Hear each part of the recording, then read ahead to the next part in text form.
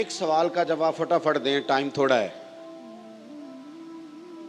حضور صلی اللہ علیہ وسلم نے فرمایا کہ ایک عورت بڑی گناہ گار تھی، طوائف تھی، پھر وہ جا رہی تھی، کتا پیاسا تھا، اس نے پانی پلایا۔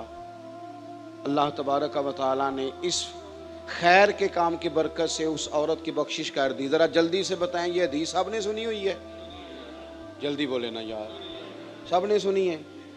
پھر یہ ہماری سڑکوں پہ جب کتے مر جاتے ہیں تو مرے کتے کو بھی کوئی سائیڈ پہ نہیں کرتا۔ آپ سینکڑوں لوگ بیٹھے ہیں، حدیث سب نے سنی ہوئی ہے، آپ نے ابھی بتایا کہ ہم نے سنی ہوئی ہے نا جی۔ کتا ٹکرا گیا گاڑی سے، پہلے تو جس کی گاڑی سے ٹکرایا اس نے کبھی اتنا نہیں سوچا کہ یار میرے تو نبی پاک نے فرمایا ہے کہ طوائف بھی اس کو پانی پلائے تو بخشش ہو جاتی ہے، تو میں ذرا روک کے دیکھ لوں کہ اس کی ٹانگ پہ زخم آ گیا ہوگا۔ بھئی سب نے حدیث سنی، ہر بندے کو یاد ہو گئی، کیا سمجھ لیا تقریروں کو، واز کو کیا سمجھا؟ یہ بھی وقت گزارنے کا معاذ اللہ ایک ذریعہ ہے۔ عمل کس دن کرنا ہے؟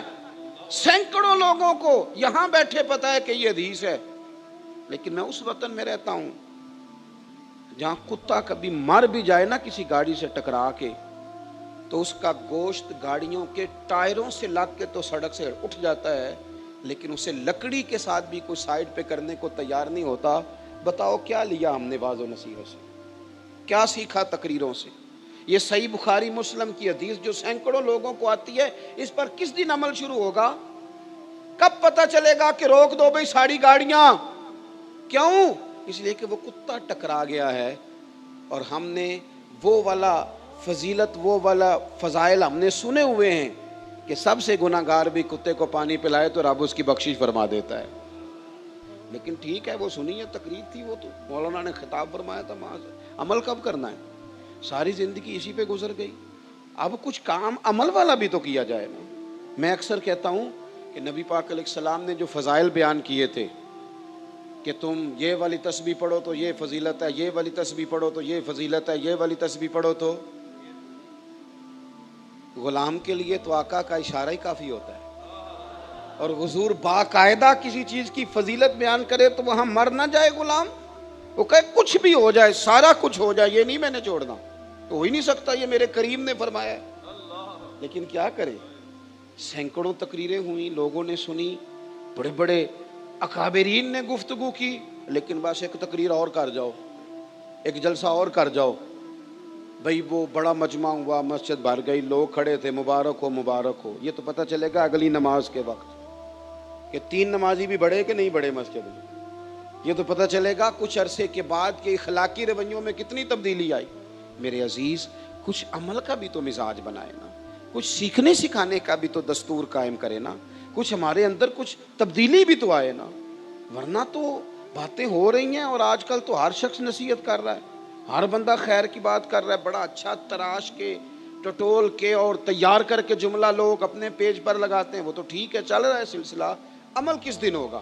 تو اس لیے اپنی زندگی میں ایک تو اپنے کام پر توجہ دیں، اپنے کام پر، اپنی ڈیوٹی پر۔ میں یہ مدرسوں کے جلسے ہوئے بڑے سارے، شعبان میں بھی، اس کے بعد بھی، تو میری اپنی حیثیت چونکہ ایک طالب علم کیا، تو میں نے طلباء سے کہا، علماء سے نہیں، میں نے طلباء سے یہ کہا، یاد رکھو تمہارے پاس لوگوں نے آ کے سیاست، تم سیاست پر گہری نظر رکھو، یہ کوئی برا نہیں، جدا ہو دین سیاست سے تو رہ جاتی ہے چنگیزی، لیکن تمہارے پاس لوگ نا اللہ رسول کی بات سننے آتے ہیں، اگر یہاں بھی انہوں نے بریکنگ نیوز ہی لے رہی ہیں تو وہ ٹی وی پہ لے لیں گے، تم کوئی رب رسول کی بات کرو، نظر گہری رکھو، اپنا مثبت نقطہ نظر بھی اس پر دو، مثبت تبصرہ بھی ضرور کرو، لیکن لوگ دین دیکھیں نا۔ میں ویلڈنگ والے کے پاس جاتا ہوں تو میں اس سے ویلڈنگ کا کام لینا چاہتا ہوں، کپڑے نہیں سلوانا چاہتا۔ اگر وہ کوئی اس قسم کی بات کرتا ہے تو مجھے اچھی بھی نہیں لگتی، میں کہتا ہوں تیرا جو کام ہے تو وہ کر، ایک تو اپنا کام کریں جو ہماری ذمہ داری ہے، آپ کسی بھی شعبے سے تعلق رکھتے ہیں اپنا کام صحیح کر کے کریں۔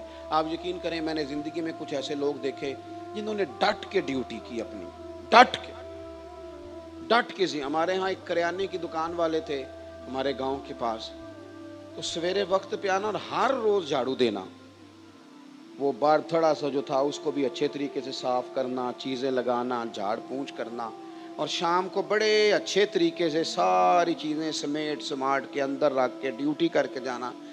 پوتے بھی بڑے ہو گئے، لوگ ان سے کہتے تھے چاچا جی ان بس کرو، کینسن یار میرا اپنے کام نال دل لگا ہے تو مجھے کرنے دو، میرا کام مجھے تھکاتا نہیں، میرا دل لگ گیا۔ اپنے اپنے کام سے دل لگ جائے نا، پھر انسان سکون میں رہتا ہے۔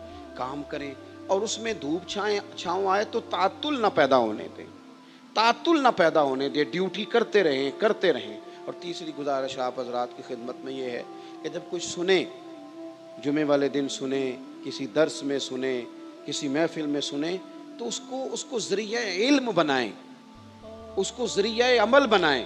ایسا نہ ہو کہ باتیں سن رہے ہیں، ہم سالوں سے سن رہے ہیں، سنتے ہی جائیں۔